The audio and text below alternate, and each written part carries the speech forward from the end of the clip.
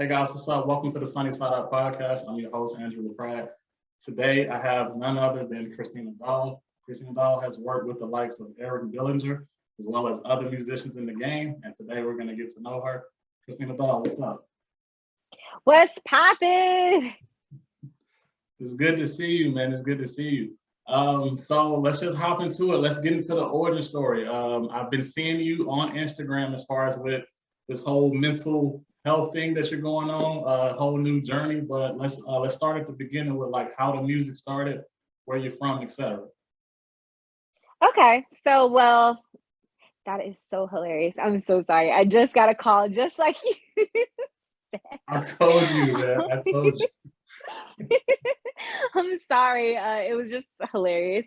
But yeah, so I am Christina. I'm originally from Jamaica. I literally started in music when I would say like I was a kid. Like my mom, she really forced me to get into music. And then when I came to America, I started singing, or I started becoming a recording artist when I was about like 16 years old.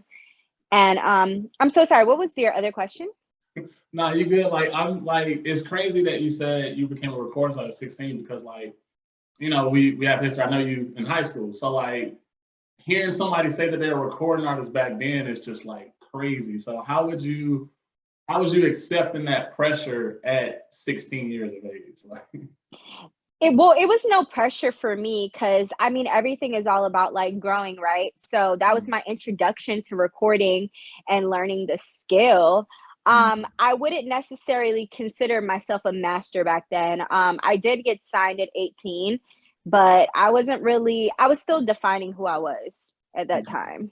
who were you signed to, if you don't mind me asking? I was signed to Parlay with the Franchise Boys. Okay. For for a little bit. It's pretty interesting because I'm complete opposite now. But yeah, it was an interesting transition. So how long were you let's take it back to a little bit of your origin story. How long were you in Jamaica? And was it a hard twist for you coming to America as far as with getting used and accustomed to American life? Yes, absolutely. So I originally came here when I was about 9 years old. And I would go back and forth because my family was very big on travel.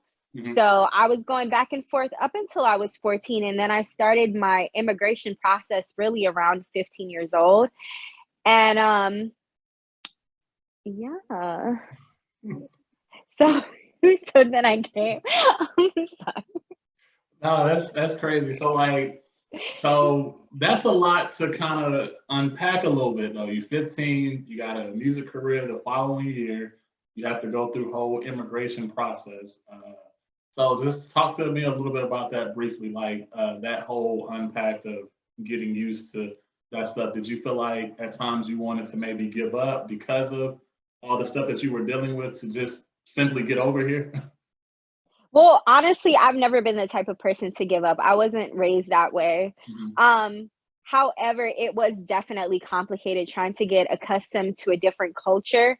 Mhm. I am very heavy on my Jamaican culture. I might not be speaking patois, but I do know when I went to Alabama that a lot of people used to make fun of my accent and my culture. And so therefore it was having to work around a lot of that trauma to get Mhm. to the artist that I am now because yeah, it's evil like when you're a kid and you're trying to figure out who you are and people are like who you are is weird. You feel like weird is bad. How long did it take you to accept, this is who I am? I got Jamaican descent in me. I'm not sure what's the rest of your nationality, but like, how long did it take you to accept like this me? You know what I'm saying? And you take it how you live. I will not lie to you if I can be completely transparent. I would say up until I was about 25. Okay. Yeah. It took a very, very long time. I mean, sometimes we really have to like break down our identity. First, I had to start I had to get to a point where I wasn't like embarrassed anymore of my culture because for a while I was definitely embarrassed. Oh wow. So it was pressure on because like, and I want to make sure I tap lightly on this because I never want to offend anyone's culture.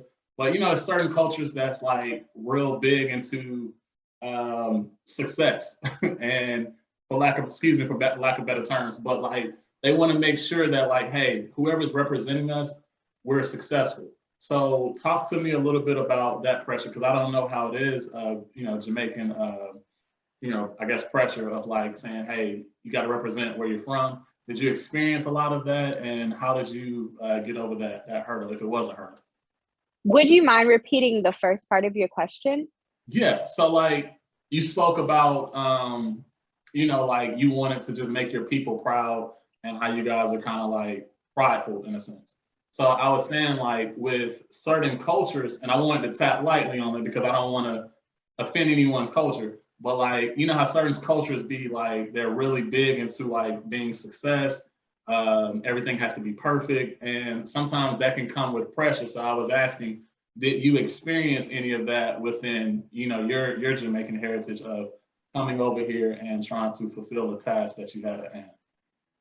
Absolutely. To be honest with you, my measurement was never on like my culture as far as like my success. It was Mhm. never like, oh, you got to be this type of way. For me, it was more so like, um, how do I explain it? I think from a very early age, even prior to me coming to America, because a lot of people don't really know my background, but my father is also Jamaican, but my dad also lived in England for like 20 years of his life for a pretty extensive period. So growing up with my father, he also had an English accent. So I was already confused. My mom was really, really like really Jamaican. And then my dad has this English accent. And my parents were very adamant about me like speaking proper, right? Oh, It was always about make sure that you're very you enunciate, that you speak like you got sense, because it was almost already like a thing from my household where if I speak patois, then you're not gonna go places. yeah, So me also then coming to America and then being made fun of the little culture that I did have, it was like, oh, this culture that I grew up in, it's gross. It's yeah. like, ew, like fuck out of here. Like, Yeah, no, I can only imagine that, man, and it's crazy that you were able to battle with that, but get over it as far as with learning to adapt. Like I've always had I won't say obsession, but I've always had an admiration to people who can learn a different language, learn a whole different culture, and almost like you can't tell that they even had that to them. Like with me knowing you, of course, I knew a little bit about your background, but not all of it. But without you ever mentioning that, like it would have been hard to say, okay, she's Jamaican or this, what I'm saying, other than just looking at like an aesthetic. yeah. So like, so as far as with your singing, Christina, like, what age exactly like did you learn this talent, and was this taught to you by your mom or somebody in your family, or this was just something naturally you picked up? I would say that my mother, my real, not my real mother, I'm so sorry. Mhm. My birth mother, Okay. she was in my life for a very short period of time. My mom passed when I was 9. And like throughout that transition of knowing her, it was always like kind of, I think it was like one of her dreams, but I was Yeah. good at it. So she kind of like pressed me to be like, girl, you need to go up there and sing. You need to do the solos. Like Yeah. in Jamaica, we used to have concerts. And my piano teacher and my music teacher, he loved me, so he'd always like force me to do solos. Yeah. Then coming to America, it was just like a different transition. I shortly after I graduated, I would sing with a live band. I really wasn't any good. I just really wanted to get better. And yeah, eventually like my life just kind of like unfolded into this great masterpiece that it is now. Okay, okay. So I'm gonna travel up a little bit on your story. So you're from Jamaica, you come to America, and then you pursue your music, and then now you're in Cali, right? Mm-hmm. So talk to me a little bit about because that's a little bit later in your life, your musical career. So talk to me a little bit about Cali. Like what brought on Cali? What was the whole experience like? And just unpacking that. I love this story. Okay, so the real true story, because I'm all about being real. You got to. It's no other way. It's no other way. Period. So for a little bit, I was singing with a band. Okay. And I was also touring as a promo model. And I remember it was like a point where it's like I was never in my condo in Atlanta because I lived in Atlanta for a little bit. Okay. And I went back to my stepmom and I was like, can I move in and like not have to like worry about any like rent, just life? I just need to focus. Yeah. And my stepmom straight up told me, she was like, girl, no, you need to figure it out. And I was like, so your stepmom's in Cali, right? Or she was no, in my Cali? stepmom, Okay. my stepmom is no longer with us, but she Okay. was in Alabama at the time. Okay. Okay. And I just remembered like thinking, like I always had a childhood home. Like I thought I always had somewhere to go back to. Mm-hmm. And so it kind of just like sprung on me. I was like, well, I guess if I have no choice in the world, I'm going to go to Cali. Yeah. But I didn't have a clue how I was going to get there. And I ended up getting this promo model gig that paid me so much money. It was like literally a blessing from God himself. Yeah. Because I said I would never move to Cali unless I had a stable place to stay. I was not going to do 500 roommates. Like I was never going to just settle my standards to be here. Absolutely. And so I got the perfect opportunity to come, and I just did it. I was trying to like figure it out while I was here. I went to like a lot of different studios, but one issue that I worked through, and I am still working through as an artist, is that a lot of people try to define me. They try to define me by my look. They try to define me by my voice. But those people were very much so limiting who I was. So sometimes you have to separate yourself from that. And I think the pandemic was a great time for me to get away from all the noise and be like, damn, who is Christina?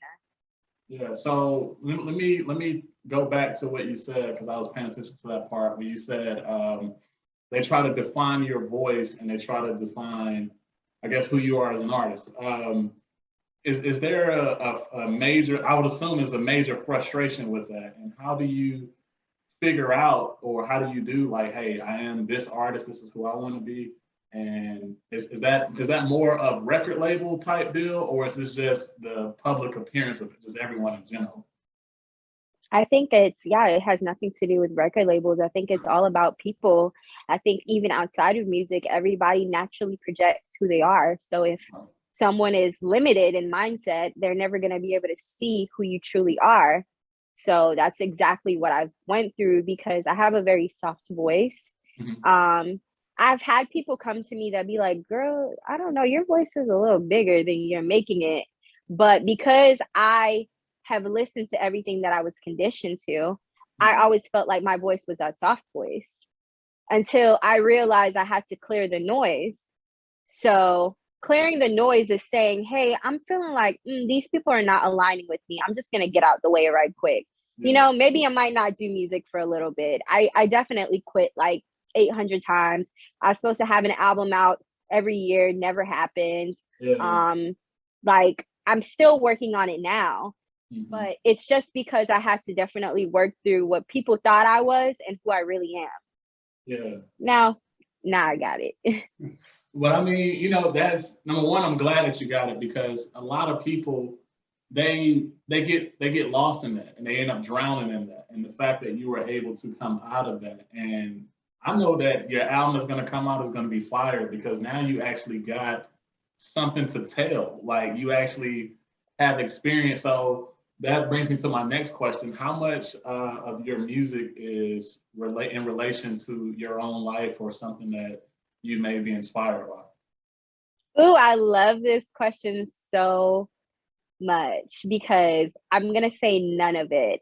Oh. And that's why I know we were talking earlier, you said that you've noticed that I've been on a very mental journey, and I realized how important that was, because also to tag along to what I was saying earlier with projection, everybody projects.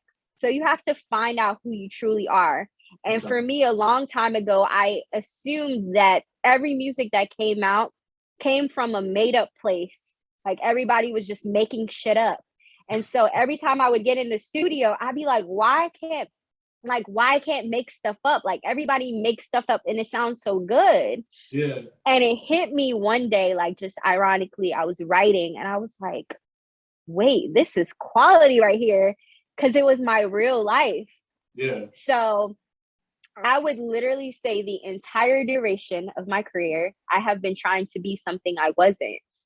And it's just now that I'm starting to be able to be like, no, this is who I am. This is what I've been through. Now I want to talk about it because I know how to talk about it. I'm honest with myself. I can be honest with people.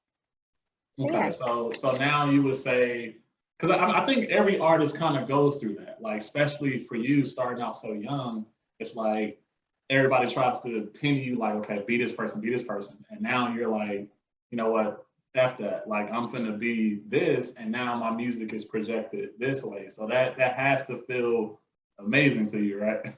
Yeah. I'm so excited. I'm literally so excited. So what was the last? Because because I always try to study my guests before I have them on. So I was just going through your page and I saw that you did like some features with Eric Bellinger. I think it was like a open verse or something like that. Then I seen it was a song that you had called Natural. So what was the last body of work that you did? Well, the last body, if you can be technical, is what I recorded on Saturday, which is fire. Can't wait to put it out. But Okay. no, Eric, I have met a lot of influential people in LA, and I think it's very important to understand when you're not being yourself.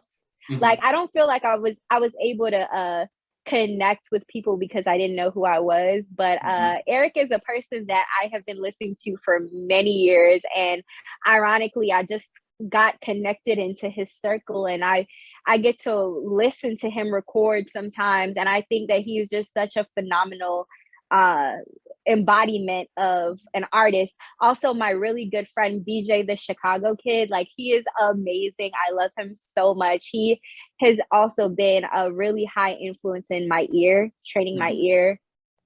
There was also another artist that I work with. His name is Water. He's a talented writer. Um, yeah. I don't know if I answered that question adequately, but You're good. You're good. um It I gave wouldn't context because it's like kind of seeing how you work with these artists and being able for you to stay in pocket with your own music. Like I can only yeah. imagine, you know, what's that's like. Yeah, I wouldn't say that I have worked with them as of yet because I feel like when working with someone, it's like more so we're collaborating equally. And I think if anything, I have just been learning from them. And they are phenomenal, phenomenal, phenomenal people to listen to and like take up their skill. So yeah, I haven't worked with them yet, but it's it's go time. They know they my dog, so No, I period. love it, man. I like cause like when I was seeing you on your lives, and hopefully you don't mind me kind of speaking on this, but when I was seeing you in your lives, and like I was just like, I was like, she's connecting to like a deeper meaning, like, and I know that's kind of dark to say or whatever, but it was just super refreshing to see that from you. And so where did a lot of that come from as far as like most of this enlightenment? If this is from just your experience in Cali and you just like, you know, I finally kind of got to this place. Hopefully I asked that question the right way, but like I just seen like No.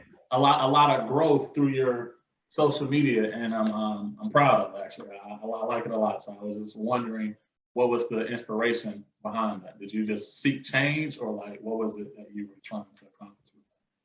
It honestly came from a lot of pain. I went through a lot of pain. I went through a lot of loss, but it's like it's something that is very it's something very refreshing about waking up every single day and you realize that you're okay and all the things that you thought that were going to break you didn't. Yeah. And so then you start being like, damn, I gotta start enjoying this shit. Like, I see where I'm going now, you know, like I see my success, I see my greatness. So it's like, damn, I gotta really enjoy these days that I have. Like, I gotta wake up and really love everything that's around me. I gotta love my pain, because my pain is not really pain. It's just lessons. So everything that happened to me within the last 4 years, it might not have been the most admirable situation for someone, but it's like I realized it was the best thing that could have happened to me, because it taught me how to be independent. It taught me how to love myself. It taught me to be honest with myself. It taught me how to be resilient. It taught me to want more for myself. So it's like, yeah. No, I love that. And like, honestly, you just gave me some, I got some reassurance to my own journey, because like, you know, we forget sometimes as artists and just people in general that's entrepreneurial, like was the whole point of my podcast.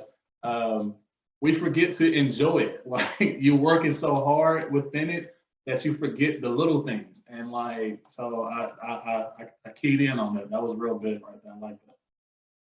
Thank you. Yes. So, so real quick, I'm gonna segue into my Sunny Fire questions. I ask these a lot to keep the consistency of it, but I enjoy learning it from other people, their experience with these questions. So got a few questions for you as we kind of wind the interview down. You cool with that? Okay. Yes, right. Let's do it. All right. So my first one, as a person that has traveled many places, been in a lot of studios, different places, what is the strangest thing that Christina has ever eaten? Eaten? Mm-hmm. Damn. I'm really trying to think about it. I mean, I guess, you know, I'm obsessed with oysters. If you watch my I've seen it. Instagram, I've definitely seen it.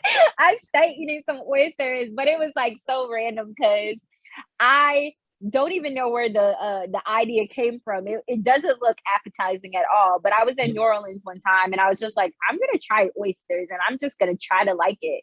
And I was like, this is the most amazing thing ever. Give us for my viewers and listeners, give us a crazy Jamaican dish, or one that we should try. Heron sprouts. Ooh, I haven't had them in so long, but they're like little tiny baby fish and they fry them and it's really spicy and you literally eat the whole thing, like the head and all. It's so good. You know, it's crazy, man. My wife, it's not a Jamaican dish, but like shrimp. Like, I eat literally the tail on the shrimp, and like my wife just trips out. I'd be like, yo, that's the only way to do it, man. You know what I'm saying? Yeah. All right, so my next question, this is like one of my favorites actually. Does Christina see herself as the hero or the villain? And explain which one do you like the best? I don't believe. Ooh, I actually like that question. I don't believe in villains. Like, I don't believe in negativity. I don't believe in bad, because I believe that everything serves good in some form or fashion. It's just the way that you view it. So, like for me today, I'm going through something personal to where I realize that I might look like the villain for someone, but it's actually for their benefit. Okay. So I believe that I am a hero. Everything that I do is positive. It's all love. It's all light. Okay. I like that. All right. So my last question, I always try to cater it to whoever I'm interviewing. So for you being singer/songwriter, give me your top 3 or 4 if you can. They could be a mix of songwriters and singers, but who does Christina look up to? Ooh, okay. So my list is brand new. Okay. I've been doing some studying. Okay. So my top favorite right now ever in life is John Mayer. Love him. His songwriting is phenomenal. Yeah, he's definitely fire. Yeah, he's fire. Phenomenal. I'm actually reading a lyrics book because of him. Like, he's just so good. So John Mayer, and then I'm gonna say my second favorite is Frank Ocean because he's insane. Okay. And then my third favorite, damn, I really want to say Eric, but it's so many amazing people. But I'm gonna say Eric. Eric Bellinger is hard. I do listen to him and I love him. I love everything. Yes. Okay. Okay. Solid list. Okay. So last and final, what's the impact that Christina wants to leave on the world? I know that's a loaded question, but I always ask my guests that. So what's the impact you want to leave on the world? And then lastly, let everybody know where they can find you at and what you got upcoming. Yeah. Okay. So, well, my impact that I want to leave is I want everyone to seek more.